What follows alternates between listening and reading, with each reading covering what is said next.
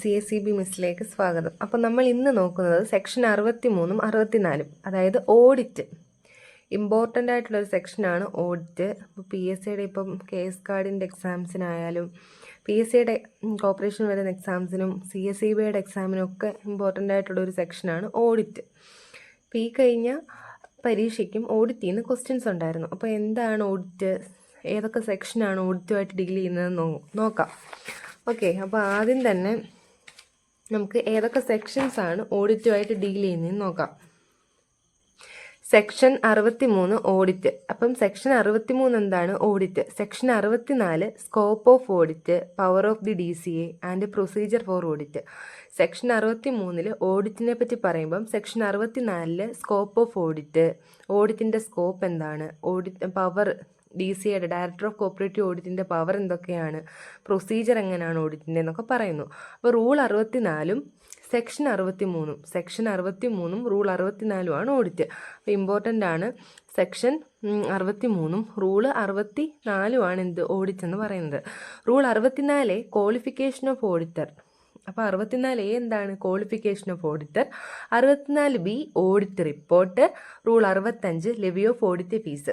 അപ്പം സെക്ഷൻ 63 ഓഡിറ്റിനെ പറ്റി പറയുന്നു. 64 scope of audit, power of the DCA, procedure for audit അതൊക്കെ പറയുന്നു. Rule 64 section 63 and rule 64 deals with audit. Rule 64B എന്താണ്? ക്വാളിഫിക്കേഷൻ. ഒരു ഓഡിറ്ററുടെ ക്വാളിഫിക്കേഷൻ എന്തൊക്കെയാണെന്ന് 64A പറയുമ്പോൾ റൂൾ 64Bയിൽ എന്താണ് പറയുന്നത്? ഓഡിറ്റ് റിപ്പോർട്ടിനെ പറ്റിയാണ്. 65 ഓഡിറ്റ് ഫീസിൻ്റെ കാര്യങ്ങളാണ്. ലെവി ഓഫ് ഓഡിറ്റ് ഫീസ് എങ്ങനെ കൊടുക്കേണ്ടതെന്നുള്ളതാണ് എന്ത് പറയുന്നത്? റൂള് 65 പറയുന്നത്. അപ്പോൾ നമുക്ക് ആദ്യം തന്നെ ഫസ്റ്റ് സെക്ഷൻ നോക്കാം. Section 63 director of cooperative audit. അപ്പം അപ്പോയിൻറ്റഡ് ഇൻ 2010. DC അപ്പോയിൻ്റ് ചെയ്യുന്നത് എന്നാണ്? 2010 തൊട്ടാണ് DC അപ്പോയിൻ്റ് ചെയ്യുന്നത്. അപ്പോൾ DC അപ്പോയിൻ്റ് ചെയ്യുന്നത് 2010 തൊട്ടാണ്. ഇത് 2000 ജനുവരി 1 2000 അമെൻമെൻറ്റിലാണ് ഇങ്ങനൊരു നോട്ടിഫിക്കേഷനൊക്കെ കൊടുത്തിട്ട് DC അപ്പോയിൻ്റ് ചെയ്യണമെന്ന് പറഞ്ഞ് വരുന്നത്. ദ ഗവൺമെൻറ് ഷാൽ, അപ്പം section 63 subsection 1, the government shall by notification in the official gazette. അപ്പോൾ എവിടെ നോട്ടിഫിക്കേഷൻ കൊടുത്തുകൊണ്ടാണ്? ആരാണ് നോട്ടിഫിക്കേഷൻ കൊടുക്കുന്നത്? ഒരു DC അപ്പോയിൻ്റ് ചെയ്യാൻ വേണ്ടിയിട്ട്. അപ്പോൾ 2 ക്വസ്റ്റ്യൻ ഇതിൽ നിന്ന് തന്നെ വരുന്നു. സെക്ഷൻ 63 ആണ് DCA. സെക്ഷൻ 63 DCAയുടെ എന്തിനെ പറ്റി പറയുന്നത്? DCA അപ്പോയിൻ്റ് ചെയ്യുന്നത് ഒഫീഷ്യൽ ഗസറ്റിൽ. ആര് നോട്ടിഫിക്കേഷൻ കൊടുത്തുകൊണ്ടാണ്? ഗവൺമെൻറ് നോട്ടിഫിക്കേഷൻ കൊടുത്തുകൊണ്ടാണ് DC അപ്പോയിൻ്റ് ചെയ്യുന്നത്. DCAയുടെ അതുപോലെ തന്നെ DCAയുടെ ജൂറിസ്ഡിക്ഷൻ എവിടെയാണ്? Over the whole of the state. മൊത്തം സ്റ്റേറ്റും ഉണ്ട് അയാളുടെ പരിധി എന്ന് പറയുന്നത്. അപ്പോൾ അതാണ് എന്ത്? DCA ഡയറക്ടർ ഓഫ് കോപ്പറേറ്റീവ് ഓഡിറ്റിൻ്റെ ഫസ്റ്റ്, അതായത് ഡയറക്ടർ ഓഫ് DCAയുടെ ഫസ്റ്റ് സബ്സെക്ഷൻ 63 സബ്സെക്ഷൻ 1 പറയുന്നത്. ഇനിയും 63 സബ്സെക്ഷൻ 2 പറയുന്നത് എന്താണ്? ക്വാളിഫിക്കേഷനും ടേംസ് ആൻഡ് കണ്ടീഷനും of the person to be appointed as the DCA shall be such as may be prescribed. അതായത് അയാളുടെ ക്വാളിഫിക്കേഷനും ടേംസും കണ്ടീഷൻസും പറയുന്ന സെക്ഷനാണ് സെക്ഷൻ 63(2). ഓക്കെ, അപ്പോൾ അടുത്ത സെക്ഷൻ 63(3) എന്താണ്? ആരാണ് ജനറൽ അല്ലെങ്കിൽ സ്പെഷ്യൽ ഓർഡർ വെച്ചിട്ട് government may by general or special order delegate all or any of the power of the DCA in the act to his subordinate officers or to the subordinate officers of the registrar. അപ്പോൾ DCAക്ക് അയാളുടെ എന്ത് ചെയ്യാം?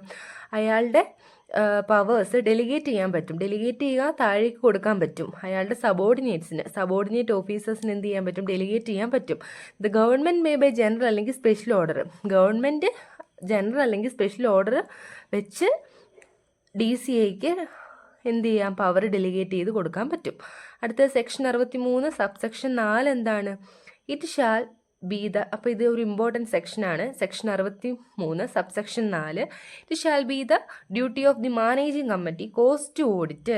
അപ്പോൾ ഓഡിറ്റിനൊരു കാരണമാവുക എന്നുള്ള duty ആരുടെയാണ്? അത് മാനേജിങ് കമ്മിറ്റിയുടെയാണ്. Cause to audit the account of every society at least once in every year. അതായത് വർഷത്തിൽ ഒരിക്കലെങ്കിലും സൊസൈറ്റി എന്ത് ചെയ്തിരിക്കണം? ഓഡിറ്റ് ചെയ്തിരിക്കണം എന്നുള്ളത് ആരുടെ ഒരു ഡ്യൂട്ടിയാണ്? ആരുടെ ഡ്യൂട്ടി ഡ്യൂട്ടിയാണ്? അത് മാനേജിങ് കമ്മിറ്റിയുടെ ഡ്യൂട്ടിയാണ്. അതെവിടാ പറഞ്ഞിരിക്കുന്നത്? സെക്ഷൻ 63 സബ്സെക്ഷൻ 4 പറഞ്ഞിരിക്കുന്നത്. അപ്പോൾ qualification and terms and conditions of the person, അതായത് DCA ആയിട്ട് അപ്പോയിൻറ്റ് ചെയ്യാൻ പറ്റുന്ന ആളുടെ ക്വാളിഫിക്കേഷനും ടേംസും കണ്ടീഷനും എവിടാ പറഞ്ഞിരിക്കുന്നത്? സെക്ഷൻ 63 സബ്സെക്ഷൻ 2 പറഞ്ഞിരിക്കുന്നത്.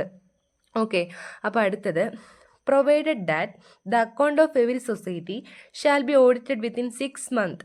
അപ്പോൾ എപ്പോഴാണ് നമ്മൾ ഈ ഓഡിറ്റ് ചെയ്യണമെന്ന് പറഞ്ഞു? അത് എപ്പോഴാണ് ഓഡിറ്റ് ചെയ്യേണ്ടത്?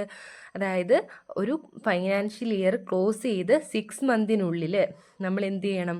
ആ സൊസൈറ്റിയുടെ അക്കൗണ്ട് നമ്മൾ ഓഡിറ്റ് ചെയ്യണം. Provided that the account of every society shall be audited within 6 months. അപ്പോൾ എത്ര മാസത്തിനുള്ളിലാണ്? 6 മാസത്തിനുള്ളിൽ. എത്ര മാസത്തിനുള്ളിലാണ്? 6 മാസത്തിനുള്ളിൽ നമ്മൾ എന്ത് ചെയ്യണം? ഓഡിറ്റ് ചെയ്യണം.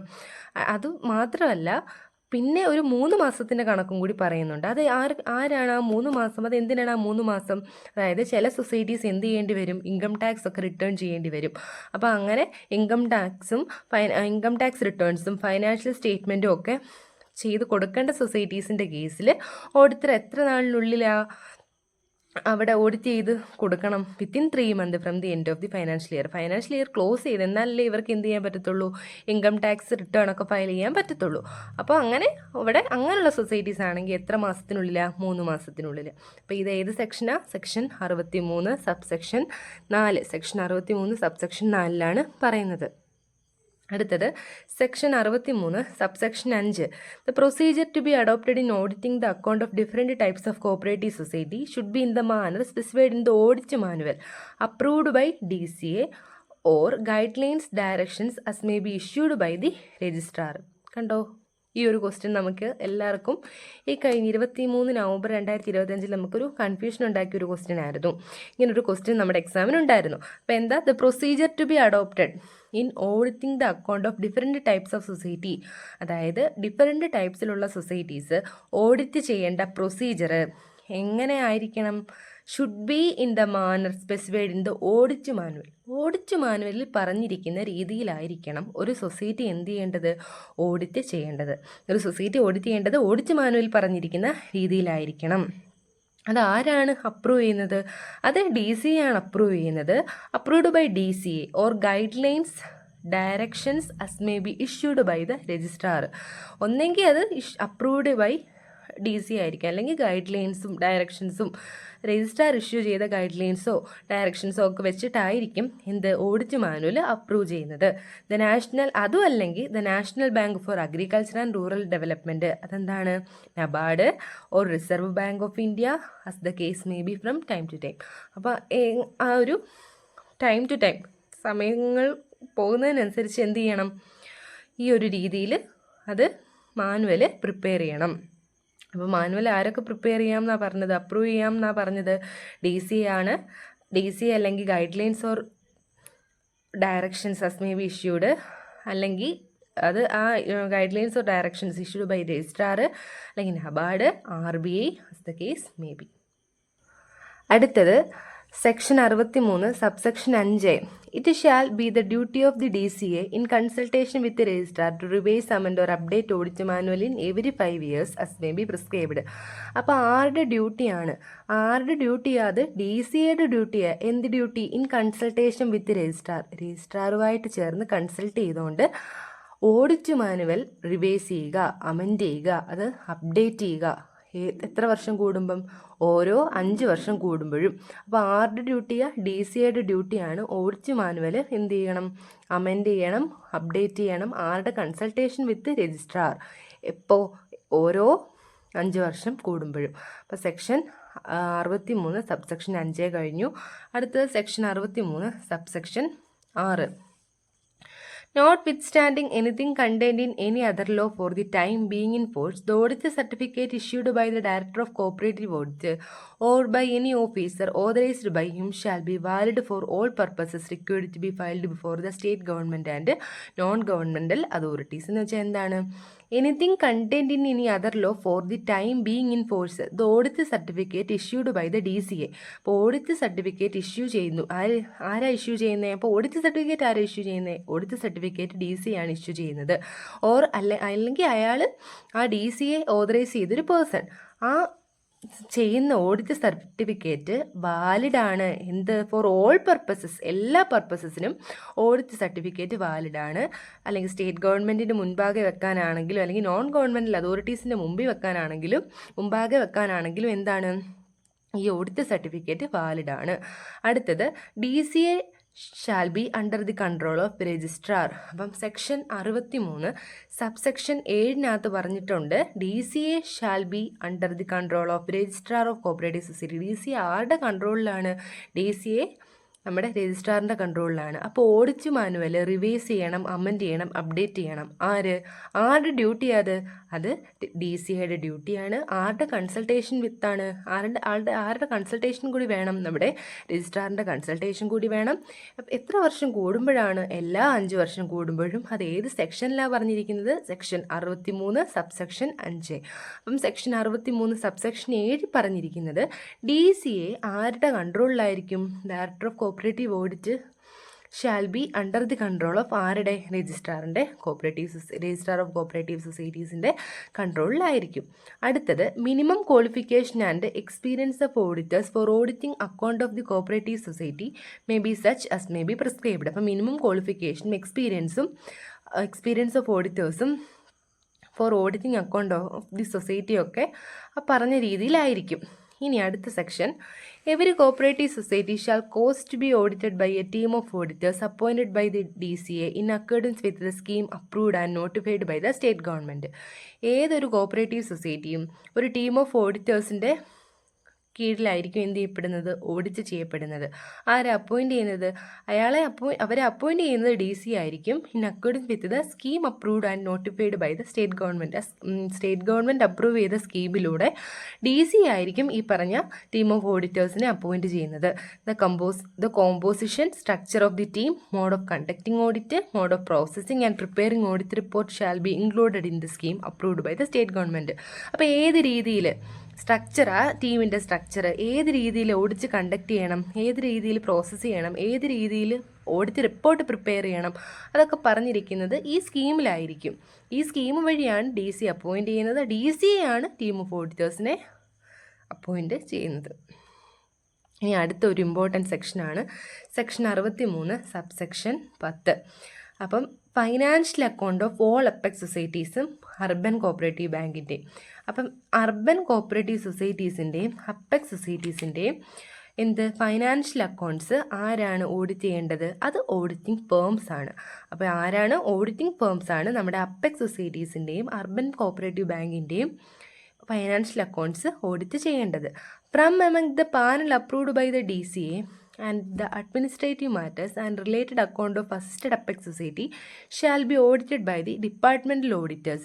അപ്പോൾ ഡിപ്പാർട്ട്മെൻറ്റൽ ഓഡിറ്റേഴ്സ് ആണ് നമ്മുടെ അസിസ്റ്റഡ് അപ്പെക്സ് സൊസൈറ്റീസിൻ്റെയും ഒക്കെ എന്ത് ചെയ്യേണ്ടത്? Financial related accounts, administrative matters related account ഒക്കെ എന്ത് ചെയ്യേണ്ടത്? ഓഡിറ്റ് ചെയ്യേണ്ടത്. അപ്പോൾ ഇത്രയും ഓർത്തിരിക്കുക. അപ്പെക്സ് സൊസൈറ്റീസിൻ്റെയും അർബൻ കോപ്പറേറ്റീവ് ബാങ്കിൻ്റെയും ഫൈനാൻഷ്യൽ അക്കൗണ്ട്സ് ഓഡിറ്റ് ചെയ്യുന്നത് ഓഡിറ്റിംഗ് ഫേംസ് ആയിരിക്കും. അടുത്തത്, if the audit discloses any misappropriation അല്ലെങ്കിൽ ഫ്രോഡ് അല്ലെങ്കിൽ defalcation of money or property or asset of the society. ഇപ്പോൾ എന്തെങ്കിലും മിസ്അപ്രോപ്രിയേഷനോ എന്തെങ്കിലും ഫ്രോഡ് കാണിക്കുകയോ ഒക്കെ സൊസൈറ്റിയിൽ ചെയ്തിട്ടുണ്ടെന്ന് ഈ ഓഡിറ്റിൽ തെളിയുകയാണെങ്കിൽ ആ audit team shall prepare a special report. ഒരു സ്പെഷ്യൽ റിപ്പോർട്ട് എന്ത് ചെയ്യണം? ഒരു സ്പെഷ്യൽ റിപ്പോർട്ട് നമ്മുടെ ഓഡിറ്റ് ടീം എന്ത് ചെയ്യണം? പ്രിപ്പയർ ചെയ്യണം. അത് ആർക്ക് സബ്മിറ്റ് ചെയ്യണം? To the director of cooperative audit. അത് ഫോർവേഡ് ചെയ്യണം DCAയ്ക്കും രജിസ്ട്രാറിനും. ഇതുപോലൊരു മിസ്അപ്രോപ്രിയേഷൻ അല്ലെങ്കിൽ ഫ്രോഡ് ഈ സൊസൈറ്റിയിലുണ്ടെന്ന് കാണിച്ചിട്ടുള്ള ഒരു സ്പെഷ്യൽ റിപ്പോർട്ട് നമ്മൾ രജിസ്ട്രാറിനോ അല്ലെങ്കിൽ DCAയ്ക്കോ ഫോർവേഡ് ചെയ്യണം. The registrar himself or the director of cooperative audit or DCA in consultation with the registrar തന്നോ അല്ലെങ്കിൽ രജിസ്ട്രാർ സ്വമേധയായോ അല്ലെങ്കിൽ DCAയുമായിട്ട് കൺസൾട്ട് ചെയ്തുകൊണ്ടോ shall forward the special report to the vigilance officer. അപ്പം വിജിലൻസ് ഓഫീസറിന് എന്ത് ചെയ്യണം? അത് ആ സ്പെഷ്യൽ റിപ്പോർട്ട് ഇതുപോലെ മിസ്അപ്രോപ്രിയേഷനൊക്കെ നടന്നിട്ടുണ്ടേ എന്ന് പറഞ്ഞിട്ടുള്ള സ്പെഷ്യൽ റിപ്പോർട്ട് വിജിലൻസ് ഓഫീസറിന് എന്ത് ചെയ്യണം? ഫോർവേഡ് ചെയ്യണം. വിജിലൻസ് ഓഫീസറിൻ്റെ സെക്ഷൻ കൂടി നമ്മളിവിടെ പഠിക്കുകയാണ്. Section 68A. Section 68A for detailed inquiry. അപ്പം വിജിലൻസ് ഓഫീസറിനെ അപ്പോയിൻറ്റ് ചെയ്യുന്ന സെക്ഷനാണ് സെക്ഷൻ 68A. ഓക്കെ.